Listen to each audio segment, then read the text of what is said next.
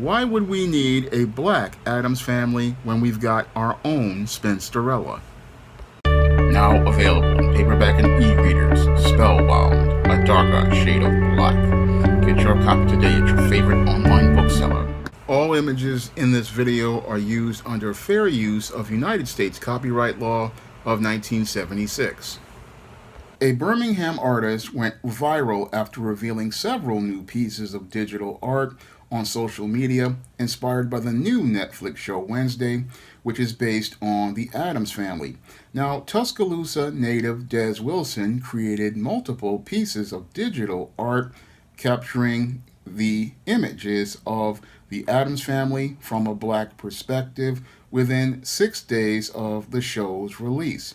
And he made all of these pieces using Photoshop and artificial intelligence, where he depicts all of the members of the Addams family as black. Now, your Des Wilson says that he made these images because he wanted people to see black characters from a different perspective, and he wanted to fill in those pieces that are missing from the black experience. Now, I commend your Des Wilson for going out here and creating some images to create a broader perspective on the black experience. However, I believe he made a mistake in going out here and making black versions of white characters.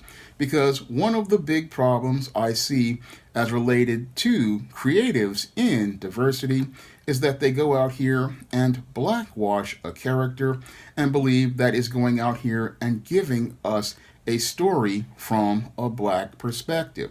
No, that's not giving us a story from a black perspective, and this isn't the first time I've had to make a video on this subject. I remember about a year ago, an artist named Andy also talked about how Tim Burton needed to go out here and make a black image of black goths, and I had to tell her that we do not need anybody white to make our images. We have artists that can go out here and make images and stories of our experiences, and we can go out here and tell those stories of our own. Because when we go out here and we have whites making our stories, or we go out here and blackwash white characters, what we are doing is minimizing the black experience and saying that we need to make characters that are just like white people instead of telling stories from our perspective and putting our own style and our own approaches to storytelling on places like the Goth subculture. Now, when I was out here writing the book Spinsterella in 2014, I came from a black perspective, and I went to many African Americans in the Goth subculture to go out here and get the research and sources in order to tell a story of a black goth and talk about the goth subculture from a black perspective. And as I spent over a year doing research in order to make sure everything was right, I went out here and went to numerous sources and found black goths and learned about the goth subculture from a black perspective. So I know it's possible to go out here and give people those elements that are missing from the whole black experience by going directly to the people who are a part of that part of black culture. So if I can go out here and do that, I'm wondering why can't other creators do this?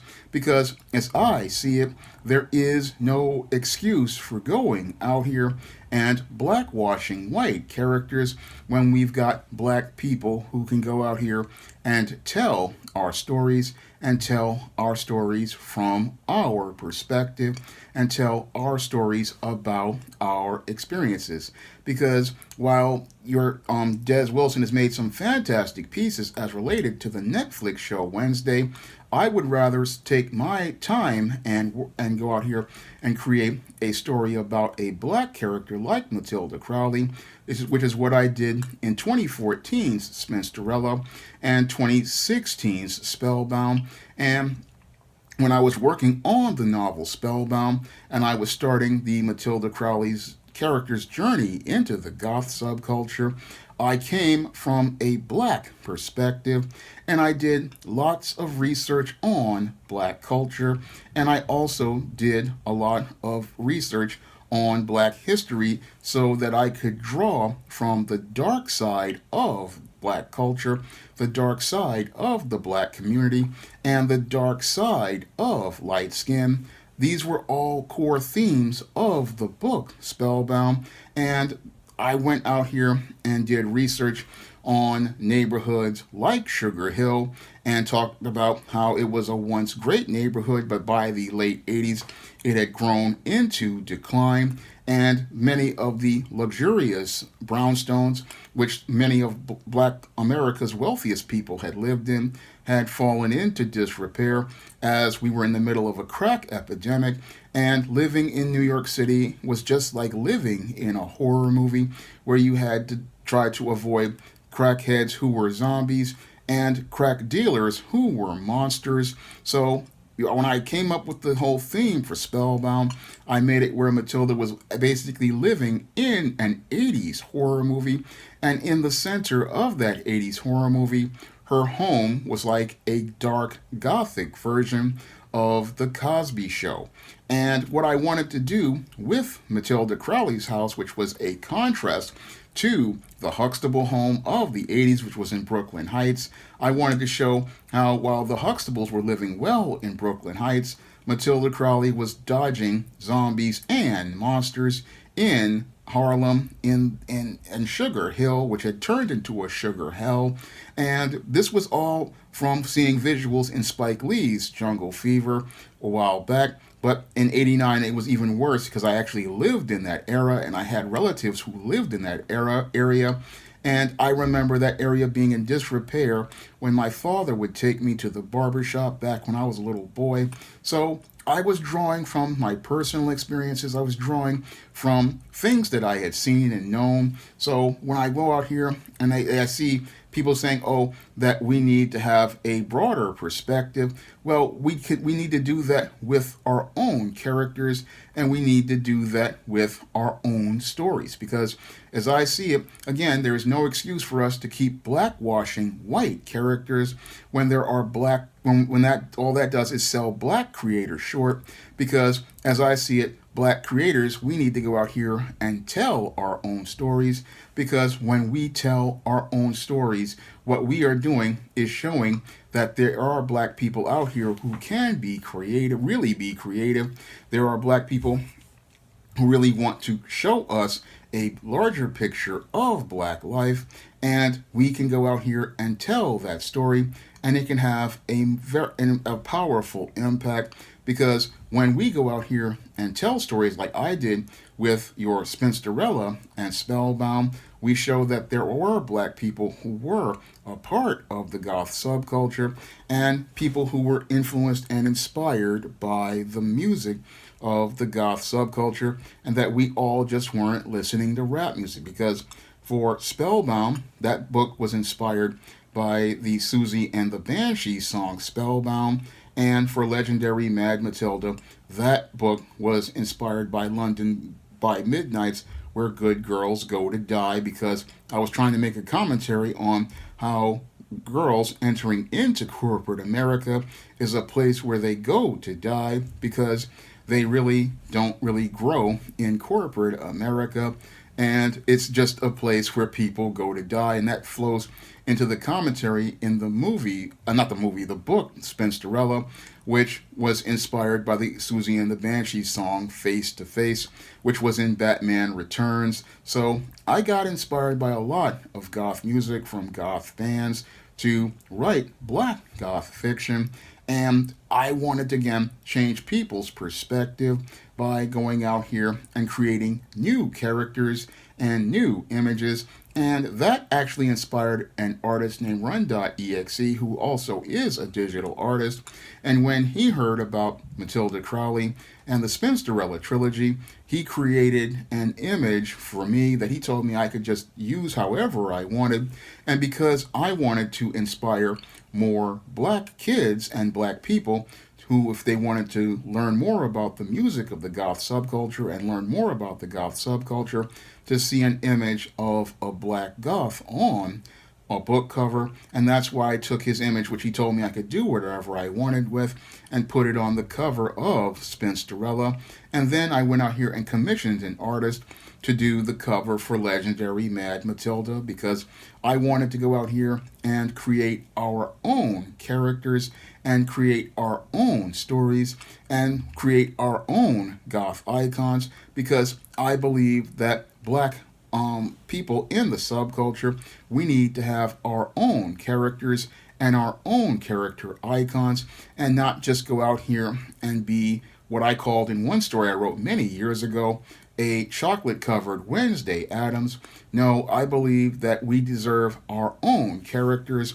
We deserve our own stories. We deserve to see our experiences, and we don't need to have another chocolate-covered image of a white character, because a white person's experience, a white person's culture, that is completely different from ours, and we need to stop copying others or take other people's characters and accept them as our hand-me-downs.